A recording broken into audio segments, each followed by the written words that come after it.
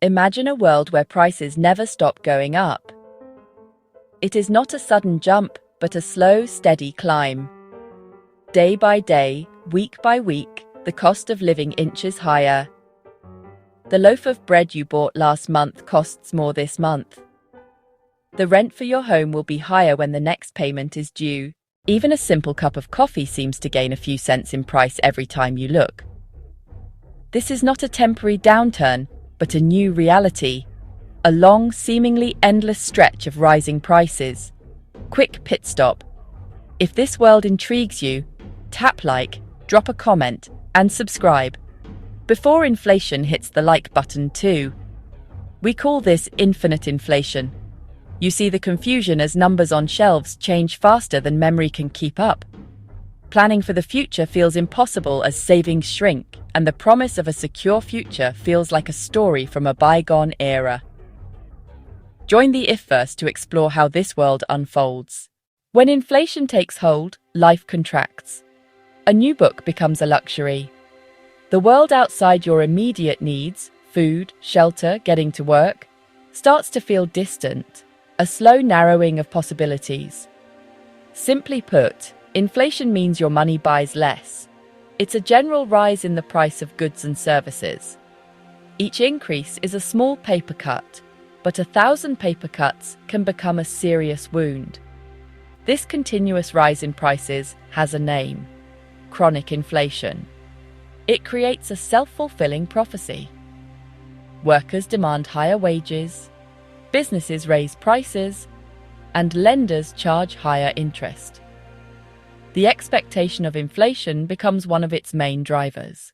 In a world of endless inflation, the connection between work and reward phrase. Workers race against rising prices, asking for higher wages not to get ahead, but simply to stay in place. The dream of saving for the future becomes a nightmare, as savings accounts become leaky vessels. This quiet theft punishes the prudent, but not everyone is affected equally.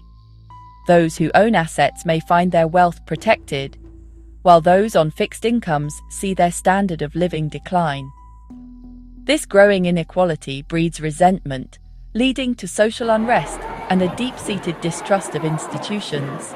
As local businesses struggle to adjust prices, many are forced to close.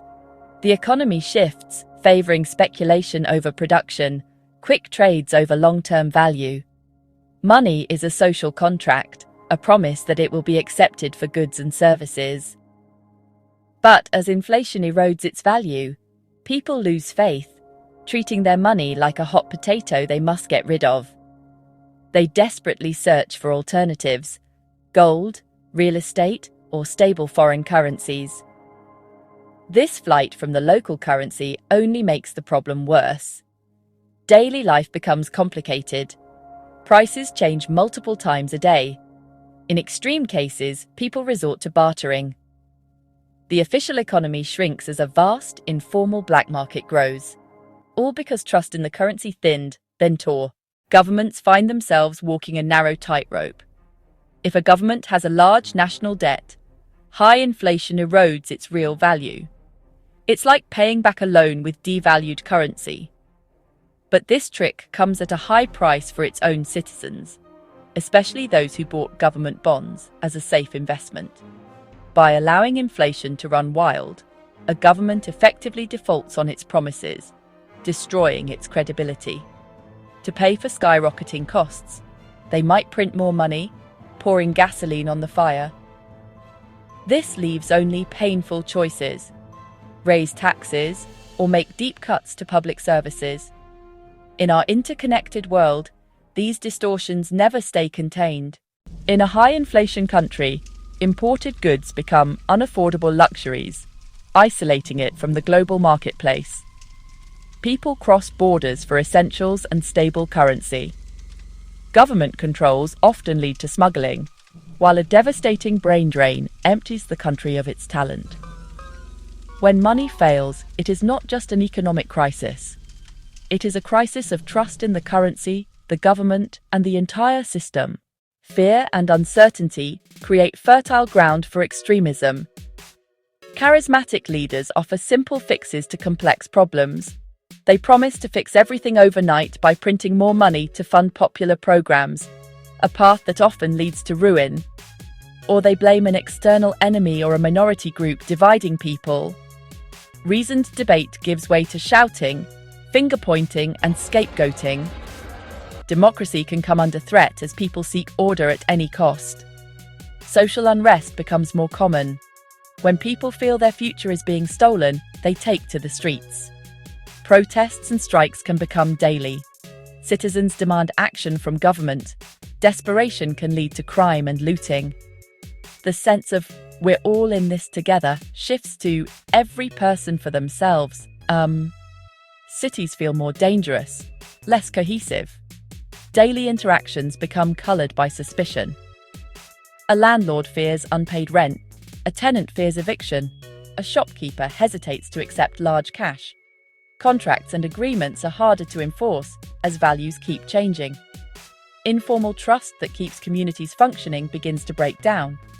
People grow guarded, focused on survival. The social fabric, woven from mutual trust and cooperation, starts to unravel. Human beings are remarkably resilient, you know. When faced with a persistent crisis like endless inflation, they do not simply give up. They adapt. They learn new skills, develop new strategies to navigate their changed world. The way through is not hoarding cash. It is rebuilding value in things that resist erosion, skills, networks, and smarter systems. One of the first things to change is how people manage their money. They become incredibly sophisticated amateur economists. They learn to spend their income immediately on real goods before it loses value. They become experts at bartering trading skills, trading possessions directly for the things they need.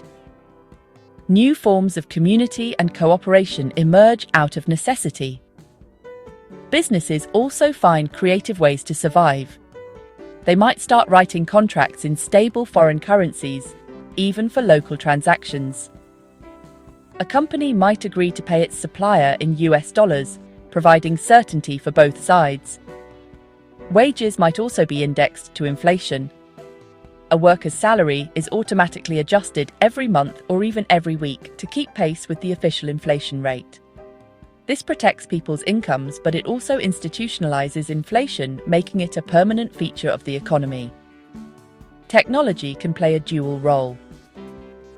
Digital payment systems let businesses change prices with incredible speed. An online store could adjust prices every hour based on the latest economic data. That protects margins but adds instability for consumers. Technology can also offer an escape. People might turn to global cryptocurrencies or digital assets, hoping to find a safe haven for their savings. New community initiatives can flourish. Neighborhood food cooperatives, community gardens in vacant lots, skill-sharing networks. Plumber fixes a teacher's leaky faucet. Teacher provides tutoring in exchange.